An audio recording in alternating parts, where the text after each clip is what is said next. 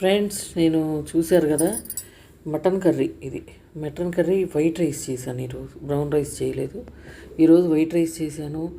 ఇది కొంచెం తింటాను, 2 ముద్దలు. నోరు ఊరుతుందా కర్రీ? చూసారా? నాకైతే మటన్ ఆకలేస్తుంది, అందుకే గబగబా పెట్టేసుకున్నాను. వేడి వేడి అన్నము తింటాను ఫ్రెండ్స్. ఇప్పుడు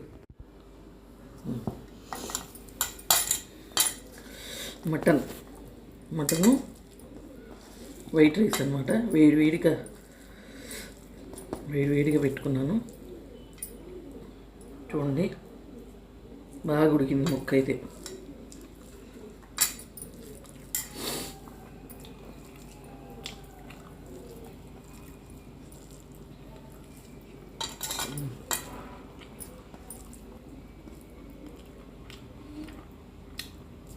చూడండి ఎట్లా ఉడికిందో, ముక్క మంచిగా ఉడికింది. చాలా టేస్టీగా ఉంది కర్రీ కూడా. పాపం మా అమ్మ వీడియో తీస్తుంది కదా, మా మమ్మీకి కూడా నోరు ఊరుతూ ఉంటుంది. అసలు దానికి మటన్ అంటే మహా ఇష్టం. ఇది తినేస్తుంది, నా పెట్టుకున్నా అని చూస్తుంది అన్నమాట.